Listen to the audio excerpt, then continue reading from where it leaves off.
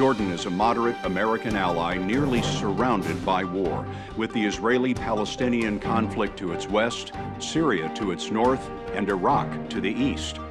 Today, we spoke to King Abdullah in New York before this month's UN General Assembly meeting. For hundreds of years, his family ruled the holiest shrines in Islam, and the king was nearly at a loss for words today when we asked him about the head of ISIS, who claims to lead all Muslims. I hate to use the word heretics or whatever the words of those types are, but to even call himself a Muslim, to me, is just the words that I just particularly don't want to use on this program. You just used the word heretic. Is he an Islamic heretic? I think to use the word Islam and him in the same sentence is not acceptable. That he even speaks in the name of Islam, for me, is just so horrendous and so shocking.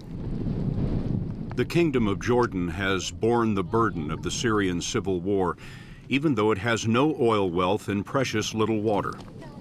We went to the border where for 3 years, refugees from that war have risked death in the desert in the hope of reaching Jordan where they're welcome.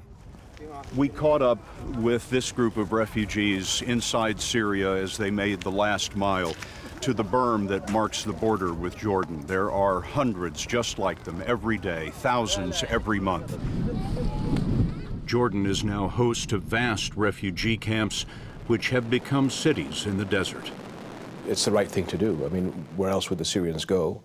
They're in dire straits, and that's why today we have 1.4 million Syrian refugees in our country, 20% or slightly more of our population. 20% of the population, yes, are refugees from outside the country. Equivalent of probably 60 million refugees in your country as we speak. How long can you manage that? Well, I think we're at the limit, actually, and with the difficult economic conditions that we're in, it's a tremendous burden on our country. Have your troops been engaged with ISIS? Do you think of your borders as secure? We have retaliated to several contacts over the past several months to those that have come across our border or try to come across our border. So we have been, I think, somewhat aggressive to make sure that our borders are defended. Are your borders secure? Our borders are extremely secure. King Abdullah told us forcing ISIS out of Iraq is the easier part, but he estimates digging it out of its base in eastern Syria could take 2 years. The difference with ISIS, I think, compared to any other organization is their self-financing.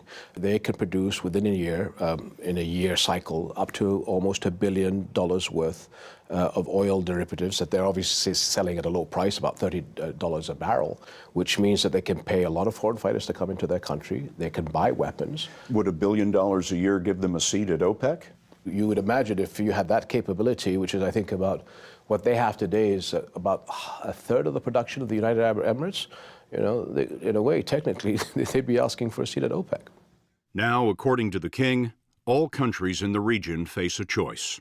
ISIS, I think, has triggered an understanding that it's time for all of us to make up our minds on the fight of good against evil. And this brings all of us together from all religions of all different sides of the divide to make up our minds, are we going to fight the good fight? Could the rise of ISIS have been prevented? They could have been prevented if the international community worked harder together to make sure that funding and support to the original groups in Syria were not allowed to get to the extent that they were.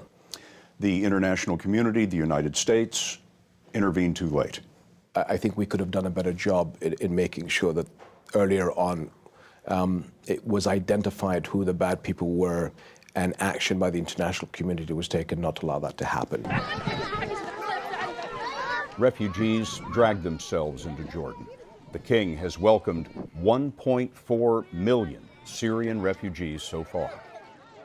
What are the risks of ISIS if it carries on the way it has? ISIS, the reaction to ISIS has got to be quick, and we have not been quick.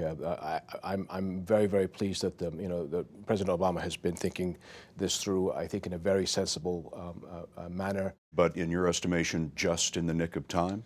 In the nick of time, but the problem is with ISIS is they're cross-border. It's in Syria and Iraq. So it's been a bit difficult, I think, for Western countries. And how do you deal with solving the Iraq part of the puzzle, but then going into eastern Syria, which has some legal ramifications? And I think that's taken a bit of time. In an interview just last year, you said there shouldn't be foreign military intervention in Syria. I don't think anybody's talking about expecting foreign boots on the grounds. In Iraq, it's the Iraqis that can do it with assistance from the coalition. And in Syria, it's the Syrian opposition doing it, moderate opposition, pushing back against extremists.